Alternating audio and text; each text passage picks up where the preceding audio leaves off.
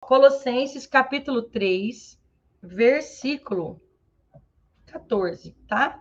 Nós vamos lendo alguns versículos e depois conversando um pouquinho sobre isso, tá bom? Tá dizendo assim, ó, acima de tudo, porém, revistam-se do amor, que é o elo perfeito. Versículo 15. Que a paz de Cristo seja o juiz no seu coração, visto que vocês foram chamados para viver em paz, como membros de um só corpo, e sejam agradecidos. Vamos repetir o versículo 14, está dizendo, ó, acima de tudo, ele vem falando várias coisas aqui, ó. O capítulo 3, se você tiver a sua Bíblia aí, você pode acompanhar. Ela tá na minha tá o título assim, e deve na sua, se for outra versão, vai estar algo semelhante. Ela diz assim, ó, instruções para um viver santo, ou seja, instruções para um tipo de vida, para um tipo de comportamento, para um estilo de vida que é santo. E o que é santo? Biblicamente falando, né, vamos dizer assim, a palavra santo, porque quando a gente fala santo, dá a impressão de alguém perfeitinho, alguém que, né, que não faz nada de errado, que nunca errou, que não. Biblicamente falando, né, trazendo aqui dentro do evangelho para nós, santo significa, a palavra santo significa separado, separado para um fim específico. Quando nós falamos nós somos santificados ao Senhor, quando nós dizemos que nós somos santos porque Ele é santo, nós estamos dizendo porque Deus é santo, separado do mundo, separado do pecado, separado de qualquer coisa torpe, suja, né? Qualquer coisa que seja maligna.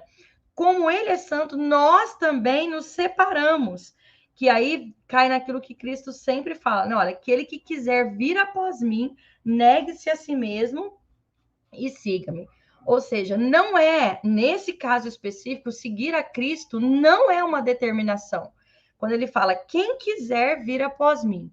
Mas negar a si mesmo é uma consequência lógica e é algo que ele espera de nós. Que aí, no caso, seria essa santificação.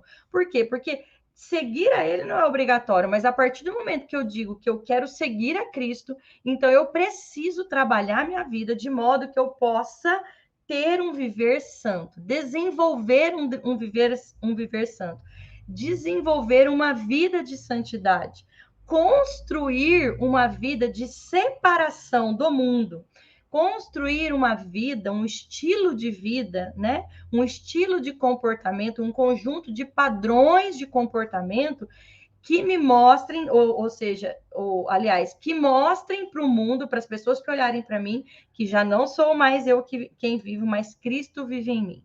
E isso não está relacionado a não pecar, mas a não viver em pecado. Né? Porque quando nós aceitamos a Cristo, nosso espírito imediatamente é vivificado. Ou seja, ele passa a viver novamente para Cristo, ele passa novamente a ter comunhão com Deus. Mas a minha vida, a minha alma, né, as minhas emoções, o meu intelecto continua ainda estando influenciado pelo mundo onde nós vivemos. E aí é o processo de santificação. Por isso que aqui o capítulo 3 de Colossenses, ele vem falando de várias coisas e a gente vai trabalhando isso ao longo desse mês, e ele fala exatamente sobre as instruções para um viver santo, para um viver em santidade. Ok? Vamos ler mais um texto, Romanos, capítulo 14, versículo 19. Olha só, gente, que versículo mais bonito. Por isso, esforcemo-nos em promover tudo quanto conduz à paz e à edificação mútua. Olha que coisa. Por isso, esforcemo-nos, quer dizer, sejam esforçados para que vocês promovam tudo o que está relacionado, que conduz à paz e à edificação mútua.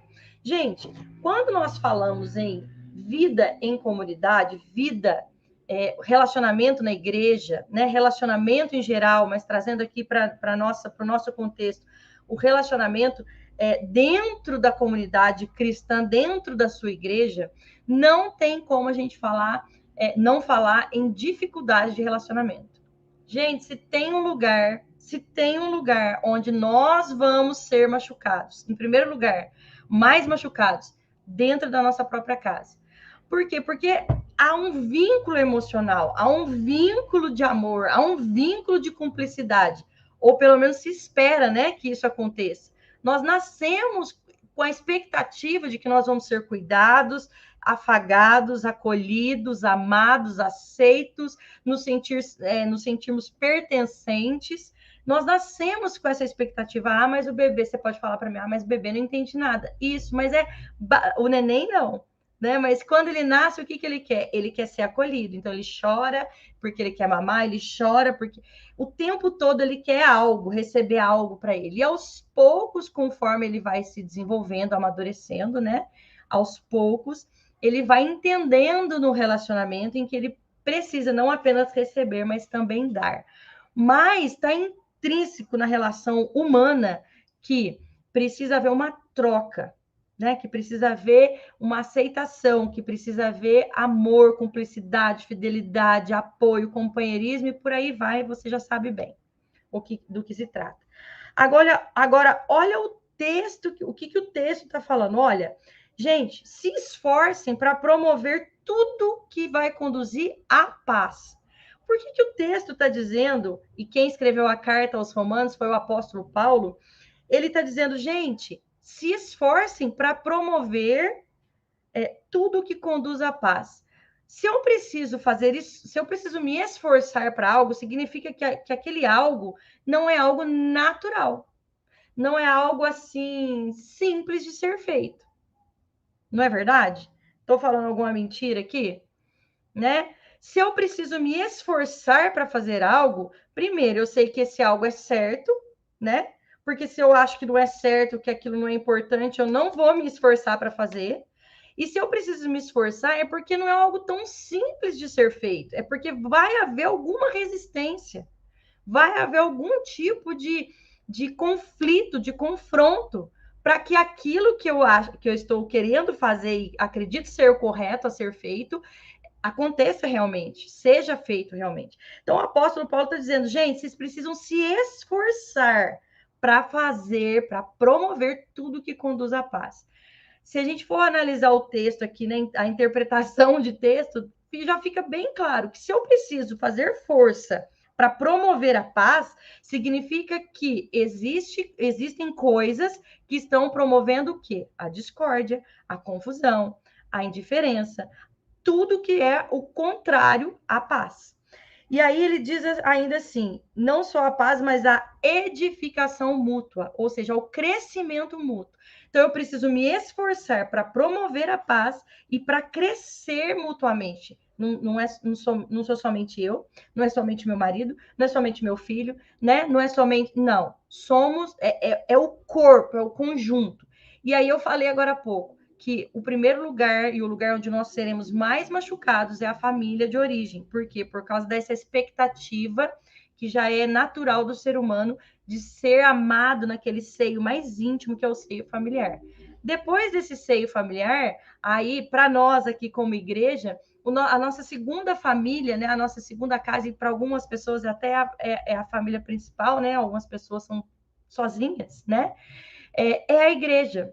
Então, nós vamos para a igreja, né? Eu vou para a igreja, você vai para a igreja, nós vamos para a igreja, e quando nós vamos para a igreja, e quando nós falamos de igreja, a nossa expectativa como bebês, vamos dizer assim, né? Como filhos de Deus, principalmente quando nós iniciamos a nossa caminhada cristã numa igreja, a nossa expectativa é de que nós seremos acolhidos, que nós vamos receber alimento, que nós vamos receber carinho, que nós vamos receber tudo que a gente não recebeu na nossa família de origem, e a gente gera essa expectativa de uma forma tão intensa, igualzinho o bebê quando nasce, fica na expectativa que... Por que ele chora, gente? Porque ele não quer nem saber se tá fácil, se não tá fácil. Eu quero mamar e pronto. Não quer nem saber se a mãe tá, sei lá, com fome, cansada, sem tomar banho. Eu quero ficar limpo, quero trocar fralda. Então, assim, nós, quando vamos viver na comunhão, na igreja, nós também vamos com essa expectativa, num primeiro momento. E eu não digo que a igreja, né, que já está ali estabelecida, e quando eu falo igreja, eu não estou falando de quatro, né, das paredes, eu estou falando do corpo, estou falando das pessoas que compõem a igreja. Então, a igreja, as pessoas que já estão ali estabelecidas, elas precisam sim, nós precisamos sim receber as pessoas, né, que estão chegando, seja de uma outra comunidade onde ela não se adaptou bem, né, ou seja, eu digo, de uma mesma religião, vamos dizer assim, mas ela não adaptou bem naquele local, porque não é porque alguém talvez tenha feito nada, mas porque não condiz com aquilo que eu acredito e tudo mais. Seja de uma outra religião, pessoas que estão, né, se convertendo a Cristo, que não tinham um relacionamento com Cristo, mas as pessoas estão chegando e nós, né, que aqueles que já estão mais maduros na fé precisam estar prontos para fazer exatamente isso que Paulo está falando. Nos esforçar para promover a paz e para promover a edificação do corpo todo. Voltando lá em Colossenses, que a gente falou, capítulo 3, versículo 14, tá dizendo, né, que acima de tudo, ou seja, gente, ele veio o capítulo 3 todo falando de várias instruções. Vocês devem fazer isso para viver em santidade, para viver essa vida em comunidade de uma forma saudável. Mas ele fala, olha, acima de tudo, ou seja, acima de tudo que foi falado antes, mais importante de tudo, revistam-se do amor, que é o elo perfeito. Que é o elo perfeito. Deixa eu ver se eu deixei separado aqui uma outra tradução desse versículo. Eu não deixei mesmo. Mas aí, o que eu tô querendo dizer aqui, para clarear um pouquinho mais? Acima de tudo, revista do amor, que é o elo perfeito. Por que é o elo perfeito? Porque se nós vamos estar vivendo em comunidade, vivendo com diversas pessoas, cada uma com a sua história de vida, cada uma com as suas feridas, com as suas dores, algumas bem resolvidas, outras mal resolvidas, né? Todas as pessoas com expectativas que, né, com o seu ego ali precisando ser afagado, precisando ser com as suas expectativas, querendo que as suas expectativas sejam supridas. E aí a gente vai precisar fazer o quê? Vai precisar fazer um monte de coisa que nós vamos estar trabalhando durante esse mês, mas acima de tudo, de qualquer coisa que nós venhamos a falar, nós sempre temos que lembrar que o amor, como diz a própria palavra, o amor cobre multidões de pecado.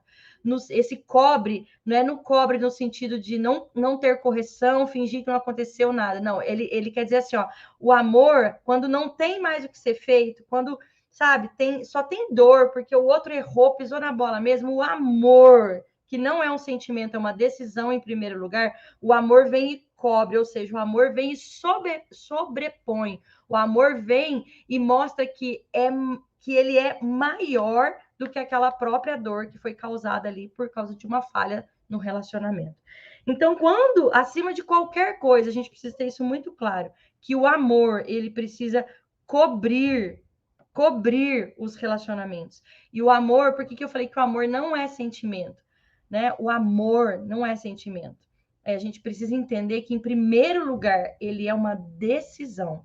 Porque Deus amou o mundo de tal maneira que entregou. Deus, ele amou e entregou. Então, o amor antes, nós não tínhamos feito nada. Tanto é que a palavra também fala, nós o amamos porque ele nos amou primeiro. Então, nós olhamos para Cristo com um olhar tão, né, doce, com um olhar tão, assim, maravilhado. Por quê? Porque ele nos amou, ele não esperou que nós fizéssemos nada, mas ele se entregou, e Deus, na figura do Pai, entregou Cristo por nós por causa do amor. Ou seja, eu decido amar a humanidade que está caída longe de mim no pecado, mas eu decido amar, e porque eu decido amar, eu entrego, eu faço algo. E aí a gente trazendo para o Romanos aqui que a gente leu, Deus está ali promovendo a paz entre o homem e ele, né? Entre o homem e Deus. Na morte de Cristo e ressurreição de Cristo, Deus está promovendo a paz, a reconciliação do ser humano com Deus. e ao mesmo tempo a edificação a edificação mútua, né, que a gente leu ali, a edificação de todos, ou seja, é um ganha-ganha, todo mundo ganha, né? Fica bom para mim, fica bom para você. Fica bom para o fulano, fica bom para o outro. Não, a gente sai da fase do bebê chorando, da fase das expectativas. Nós vamos continuar tendo expectativas, mas nós não vamos mais depender delas. Entende, gente? As expectativas, elas vão existir uma vida inteira, faz parte, mas a gente aprende conforme a gente vai andando e amadurecendo com Cristo, com a palavra de Deus, a gente vai entendendo que eu não preciso depender das minhas expectativas, porque expectativas são frustradas, porque expectativas, normalmente, nós colocamos sobre quem? Sobre pessoas, e pessoas são falhas.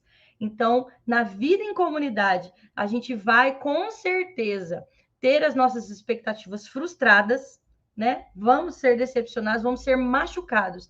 Mas da mesma forma que nós somos machucados nos relacionamentos, nós só podemos ser curados nos relacionamentos. E a tendência é que quanto mais machucados nós estamos, mais isolados a gente, né, nós queremos ficar, mais sozinhos. Não quero saber mais. Nunca mais vou numa igreja na minha vida, né? Nunca mais a gente tem tido a oportunidade de conversar com algumas pessoas muito feridas no relacionamento igreja, vamos dizer assim, no relacionamento eclesiástico, né?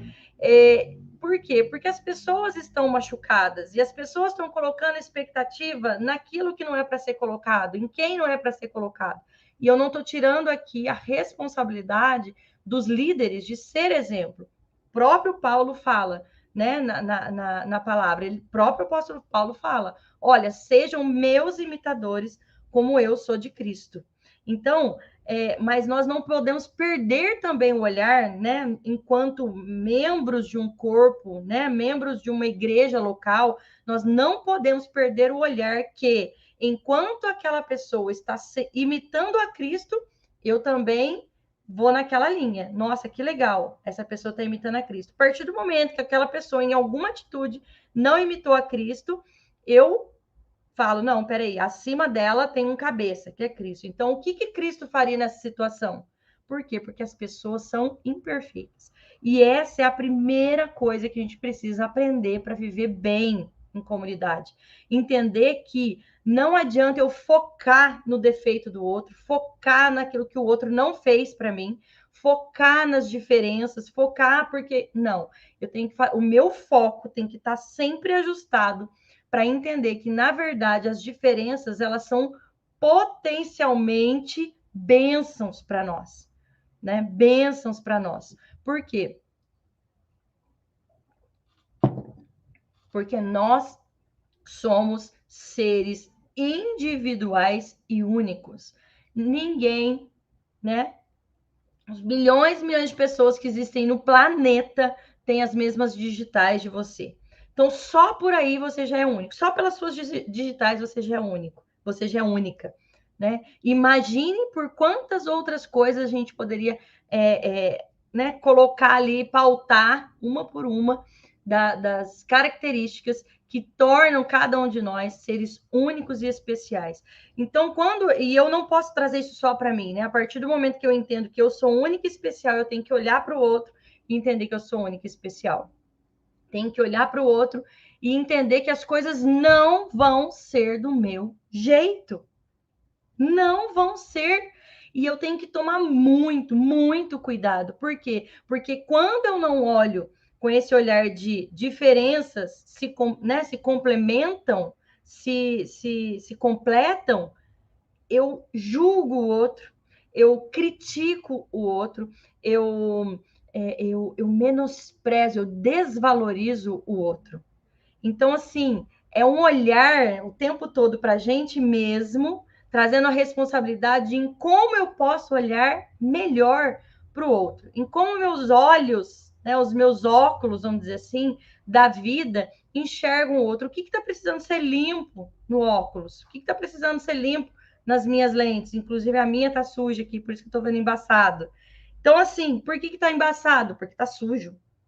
Então, de repente, eu preciso limpar as minhas lentes. Eu não posso chegar lá e tirar a lente do outro. Eu não posso chegar lá e falar para o outro, nossa, mas por que assim? Por que não sei o quê? Por que isso? Aquilo outro? Ou mesmo que eu não fale, o meu olhar, né? A minha forma de lidar, porque senão a gente acaba sendo um acumulador de tarefa, um acumulador de funções, um acumulador de tudo. Se estressa, se cansa, né?